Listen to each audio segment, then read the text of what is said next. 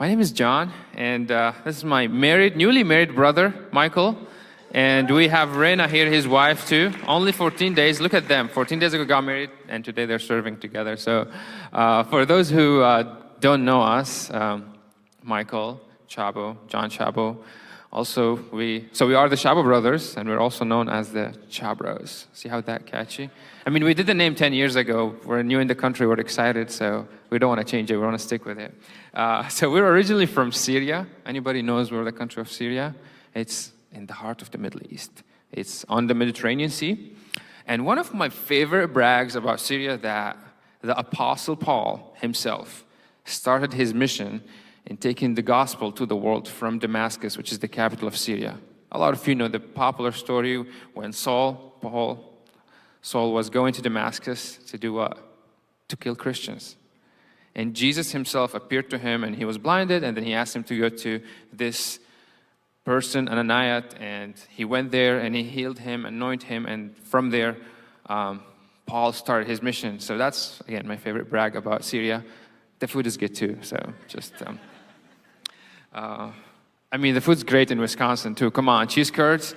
Anyway, so I just had some last night, so I'm excited. I'm still feeling it. We're both blessed to be born to a Christian home, a lovely family. My very first memories growing up were us being in seminary on campus, where my father was actually studying theology in Beirut, Lebanon, which is another country neighboring to Syria. And during that time, it was awesome. We made a lot of lifelong, meaningful, strong friendship with the people at the church and at the seminary. We grew up like a normal life. We had a super, again, lovely home. Nothing was crazy. We went to school. We served at the church. We attended all the church services. My parents were awesome. They're still awesome. We're pastor kids because when my dad returned to Syria, and the church who sent my dad, he became pastor there. So we started serving at the church because here you're looking at the official volunteers for every ministry that didn't have enough volunteers. Anybody can relate? Pastor kids here in the house? Let's go! Also, my mom played the piano and she sang, so she was in charge of worship, and my dad was preaching every Sunday. Does that look kind of familiar to what you guys have going on here? Shout out to Pastor Josh and Lisa. Thanks for having us. It's great to be here. I had to do that, guys. Anyways, we loved leading worship. We were passionate about it, and also pastor kids, so that's what you do. And at some point in our lives, we had to accept Jesus as our Savior. We had to make this faith thing our very own, because that's what we believe as Christians. You don't inherit it from your parents. So we did it, and it was good. And we accepted it, and we loved it. Otherwise, there'd be no dinner at the pastor's house for the kids. So I promise, last joke. Again, we really enjoyed where we grew up. We enjoyed being part of that small community that was, we were the minority as Christians. And just to give you a little bit of perspective, how was it back home in Syria? Because a lot of people ask me, are there Christians in Syria? The answer is yes. So up to 2011, when the civil war started, there were about 23 million people living in Syria, and 10% of those were Christians. So 10% is about 2 million, so it's still a lot, which is good. So anyways, so enjoyed being part of that community. That community loved Jesus with their whole hearts. I remember growing up, we were so ready to die for Christ when you're persecuted, so you're always on the lookout. When is the next thing gonna come get me? I'm ready to die for Jesus. That was the message always. So that was cool. That was kind of bonding. It was a little bit stressful, but it was bonding, and I enjoyed being part of that. That was not a joke, but thanks for the laugh. But again, just one thing growing up, I always wondered, Jesus' feet touched this country, the land of Syria. The Apostle Paul started his mission from there. Why are we just 10% of us are Christians? Why why not everybody else? Anyways, I don't know the answer. I'm not like a historian. I didn't study theology, but it's just something to wonder about. Maybe I'll look into it after the service today. Anyways, so it's just a thing. Anyway, I'm saying a lot of anyways, and I'm moving my hands a lot. So can you tell I'm not a public speaker? This is like my first time doing this. I promise my first time. We went to college. Life was normal. Everything was great. Of course, we're like college kids now. We play music, so we're going to start a worship band. So we started that worship band, and life was great. Everything was normal. I have a lovely family. My community was strong. College education, I was studying electrical engineering. Life is great. I'm leading worship, doing what I love. God continued to open more doors for us to lead worship and in the local churches. So everything felt too good to be true. Life was amazing. It's like, whoa, this is my plan. This is how I imagined it. It's going to, accordingly, and even it's better. So we were doing great. And in 2011, a civil war hit our country. And in 2012, that civil war kind of came to our city, Aleppo. So my beautiful city turned into a battlefield. It was a terrifying situation. It was really scary to stay there. And we weren't prepared for it. We didn't expect it to happen. And we were faced with this reality that this war is happening, and I didn't do anything or participated in this war, and now I'm living with the consequences. And just to give it a perspective, you guys see in action movies, there's like a lot when they were having like the end of the world or a war in an action movie. I'm still moving my hands. This is how it felt. Like it was like jets flying all over us. Every minute there's 4 or 5 big bombs. Your whole building is shaking. You don't know when's the next one's gonna hit your building. So my family said or decided that, the boys are not going to stay. So the war had been going on in the country for a year, and my parents made the decision that the boys are not going to stay. They're going to leave because we were scared that we will be drafted to the military services to fight in the civil war. And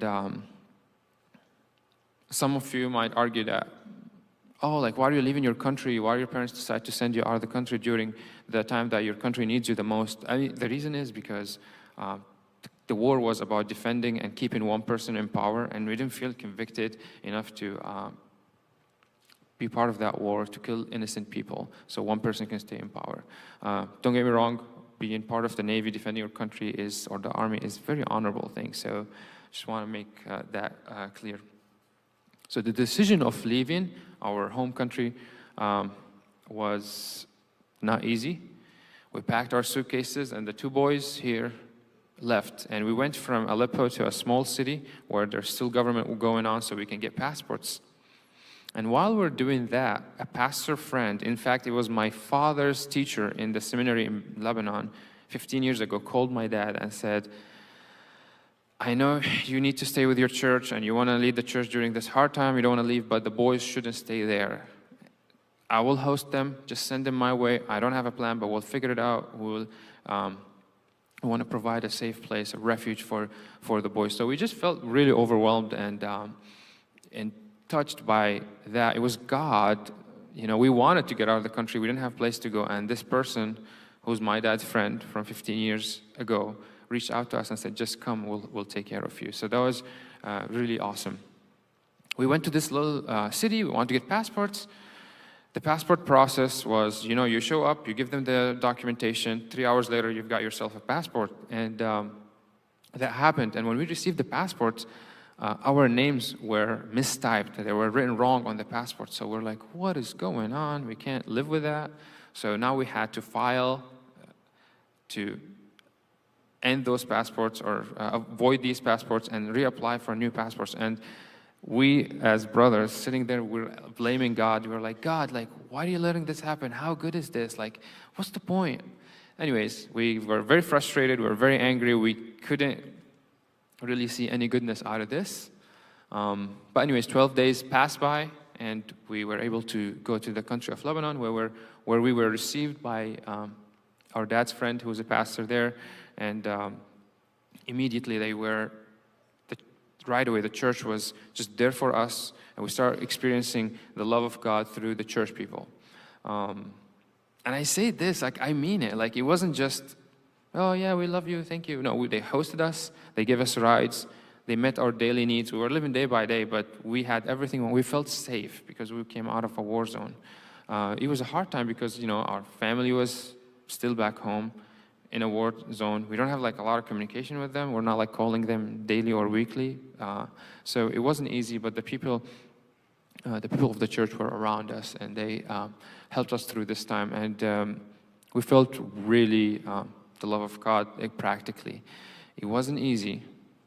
And during that time, we lost everything. We had our small suitcases, and we had the love of people. But during that time, our faith became really strong because we were fully relying on Jesus. We didn't know how to deal with the situation, deal with the loss, the huge loss. It wasn't what we imagined our lives to look like. You hear stories, you watch movies, but you didn't think that was going to happen to you, especially when your life was perfect, even better than perfect. Again, we were overwhelmed because we were loved, and we felt a sense of peace. But after 12 or 2 weeks, when you're safe, things kind of, reality hits again. What I'm going to do? We're human. We tend to overthink things. Anybody like to plan what they're having, happen the next couple of weeks at least?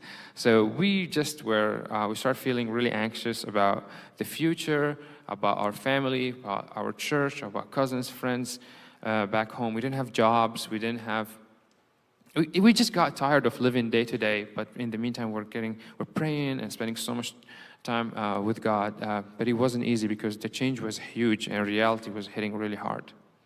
During those prayers and times, every day I went to the Lord and prayed, whether in the morning or in the evening. I'd do like my daily devotional where I would put on some music and read my Bible, then just spend some space in God's presence. And I just want to hear from Him. John just spoke about how we were worship leaders at the church. A verse that was highlighted in my Bible, and in Psalm 34, it says, I will exalt the Lord or extol the Lord always. His praise shall continually be on my lips. This is the verse. It says, I will extol the Lord at all times. His praise will always be on my lips. This is Psalm 34, verse 1. This was one of the verses that I would open the church service back in Syria with. It was highlighted in my Bible. I think one of the hardest things was to live that verse out. I will exalt the Lord. I think that's cool. At all times. That was the toughest part. His praise will continually be on my lips. I will exalt, if we take always or at all times out of that verse, I will exalt the Lord, His praise will be on my lips. Sounds great. Could put a twist on it, circumstantial, right? But I think what really blows my mind is that always makes it very challenging. So this is how I used to open the service. I would share the verse, and big music behind me, and then everyone is excited, and I'll tell the people, come on, drop your fears out of the doors, or drop them at the foot of the cross, and come on, let's tell Him that He is good. Let's worship Him. Let's do this together. And if I see people down and not singing, I kind of get like, what's going on, So I asked them, and I wondered, I was like, are you okay? But during that time, little I knew that my life was perfect. That's why I could worship, And then a few months after, when the war hit and I'm in Lebanon, this always, or at all times, became one of the most challenging things. I remember during my devotional, John walked in, and we were just talking back and forth, and he shared the story of a worship leader that we know that was going through cancer, and how he overcame cancer, and how it was hard to worship in that time. John left, and I'm praying. And I'm like, in the midst of this silence I pause in my praying, I hear a voice like, Michael, can you worship me? Can you tell me that I am good? Can you actually do what you used to challenge your church with? Can you worship me now? Can you tell me I'm good? And our brains, when life is not going the way we want, John mentioned earlier, it can be a drama factory. And we can't blame ourselves. This is how we're wired. This is how we're created. But I think we can take a foot of faith, and just stand in that moment and worship. I started crying, actually, when I heard God's voice. It was a breakthrough kind of moment, and hearing clearly the Holy Spirit just challenging my heart to worship Him. I shared that with the church. I shared that with my brother. And I believe that took my relationship with Jesus to the next level. Even I was in the midst of time that, yes, I did not imagine it this way. I've never imagined it that way. And it wasn't easy. I still stood there and worshiped Him. Amen. Things didn't magically just change and got better, but I think our relationship with Jesus got so much stronger. It was a breakthrough moment for all of us. During that time of hardship, our faith just got to a new level. But slowly, eventually, while living in the country of Lebanon, we were able to get back to college. We were able to start having some sort of normality. Life started making some sort of new sense. This is new reality, new normal, let's call it. And we start enjoying our lives a lot in Lebanon. We're back in college. We have a lot of friends. We're leading worship. We're serving. Things are good now. And we kind of created for our own self a little path. And you're like, you know what? I created this. I made this. I got to this point. This is good. I can stick to it. And we were excited. And a few months in the war, in the Syrian war, Lebanon started having an immigration refugee crisis. The country of Lebanon have 4 million people living there. You have 23 million people coming daily to Lebanon, escaping the war. So the population of Lebanon got really crowded. So the government of Lebanon said, we have to put some laws. If you're Syrian, you can only stay here if you have valid passport. And we're like, yeah, no problem. We're student. We're a good asset for the country. And that's what they told us. You can stay here because you're a student. You're paying tuition. Just get us a valid passport. We'll renew your residency here. And we're like, yeah, that's easy. So we tried so hard we thought it was easy, but we got denied. And we tried so hard to renew our passports. This has been about a year and a half in Lebanon. And it was a very challenging time. Another new, huge, bigger, scarier challenge. It's facing us again, and we are recovered refugees. We're still hurting. We're not ready to take on a new big challenge. I didn't go to school and learn how to be a successful refugee in a new country. I didn't take any lessons or anything like that. So I'm figuring it out as I go. I'm dealing with pain. I'm dealing with the absence of my parents who are in a war zone. So we turned into God fully at that point in our lives. I remember those 2 months being very challenging. We start sharing with all of our friends to pray for us. We start fasting for weeks and praying. And we're like, God, just make a way. Every single door seems closed. We don't know where to go. We don't know what to do.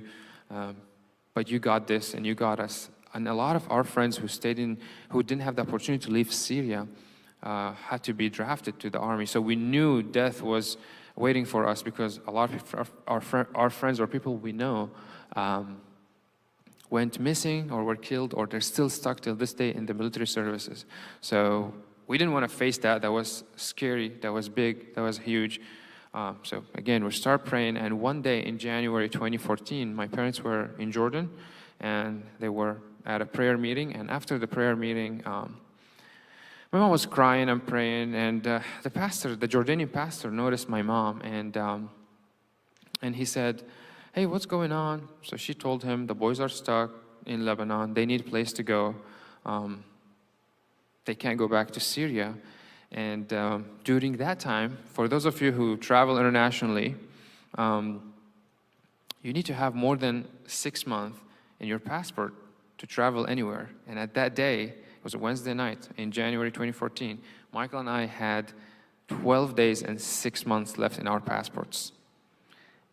And if we didn't have those 12 days that we messed up our names 2 years prior, we wouldn't have made the connection with this pastor. Because my parents met this pastor during that day. So this pastor told my parents, don't tell the boys anything, but I know a church in Wisconsin. I'm going to give them a call. And we'll see what happens. So he calls this church, Eastbrook Church in Wisconsin, and he said, I've got the boys. This is the situation. Can you guys do anything? And remember, I heard these words from the Jordanian pastor.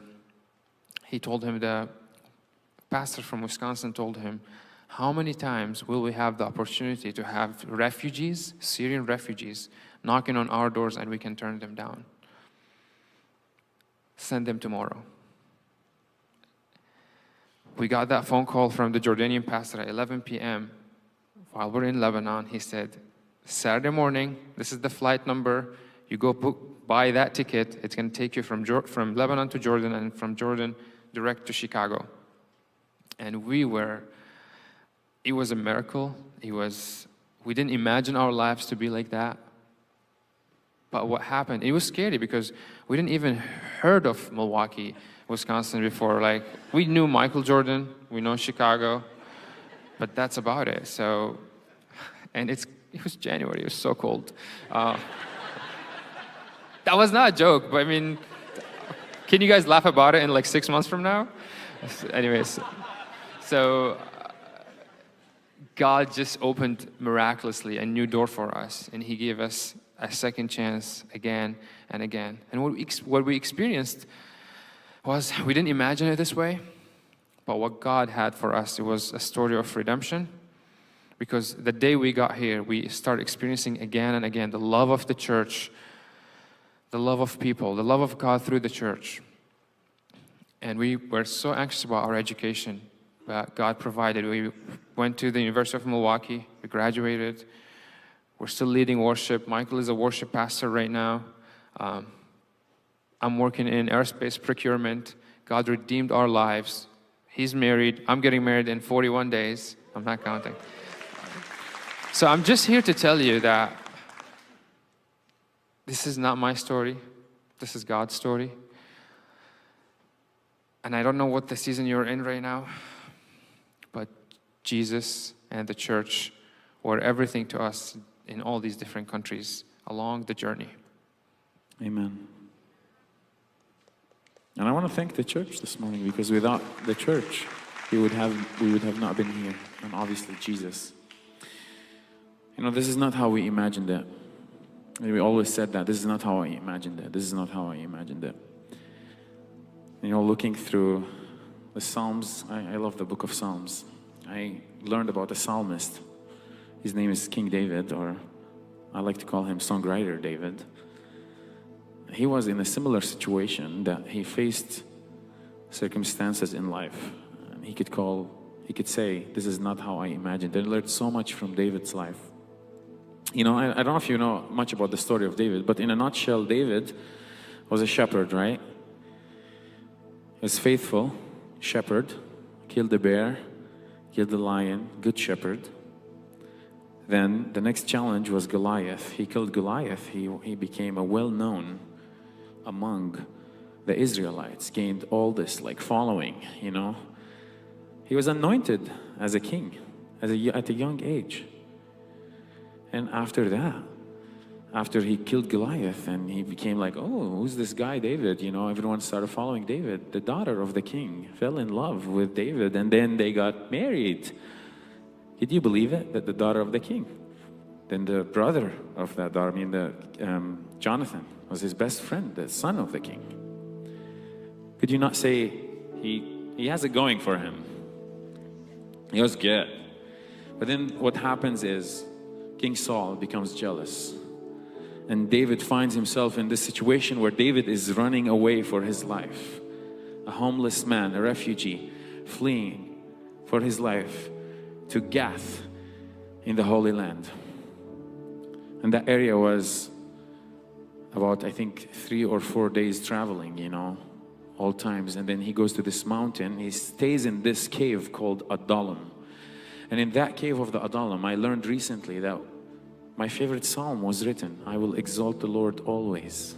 His praise will be on my lips. And I'm still fascinated till this moment. How could he be running away for his life, standing on his feet in the cave, and say, always I will exalt you? How does that work for him? You know, 3 of them famous psalms or beautiful psalms were written. Psalm 34, Psalm 142, and Psalm 57 were written in that cave. And the more I read, especially Psalm 57, I learned more about David. I mean, the whole story is in 1 Samuel chapters 21, 22. You can go and read the whole story of how he fled. So King Saul is behind him. The men of King Saul are behind him. They're trying to kill him. I think David lost everything after he built it. After it was going for him, he faced a situation that he could say, this is not how I imagined it. And Psalm 57 brings us great perspective on David, because David didn't just disconnect from reality and he said, I'll exalt you always. No. It's not that. David was a human just like you and me. He was wired the same way you and I are wired.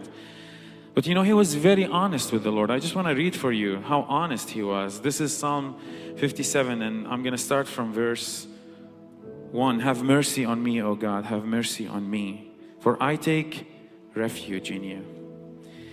I will take refuge in the shadow of your wings until the disaster has passed. I cry out, God Most High, to God who vindicates me. He sends from heaven and saves me, rebuking those who hotly pursue me. God sends forth His love and His faithfulness, and I am in the midst of those lions.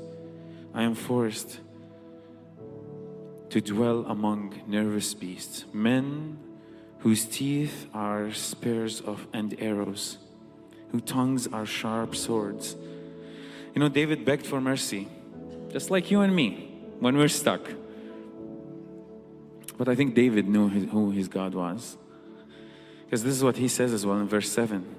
My heart, O God, is steadfast. My heart is steadfast. I will sing and make music. Awake my soul. Awake harp and lyre. I will awaken the dawn. I will praise you, Lord, among those nations. I will sing to you among the people. For great is your love, reaching to the heavens. Your faithfulness reaching to the skies. Be exalted, O God, above heavens. Let your glory be over all the earth. You know, I think David knew who his God was in the midst of the circumstances, in the midst of what he was going through. And this is my question to you. What are you going through now? You know, we humans tend to do it 3 ways. When we face tough circumstances, we turn on God. We tell Him, which we did as well. We say, what the heck? How could you be good in this? Or we turn away from God. It's like, I don't want to talk to you. Get out of my face. But rarely that we turn to God.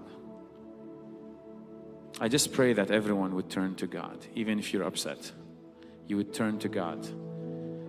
So I want to ask you to close your eyes. And I'm just going to ask a couple of questions tonight or this morning. How are you doing? How's your life? How's marriage? How's your family, kids? How's work? Are you fleeing from a disaster? How long has this season been hard for? You know, David fled for 10 years. Maybe you've been for longer than that in there. But I just pray that you could turn to God and tell Him, I exalt you always. Your praise will continually be on my lips. I want you to continue to close your eyes and reflect as we sing this song together. A song I wrote a few years ago in response of how God overwhelmed my life with His love, because of His love, because of His church. So let's sit and reflect in that.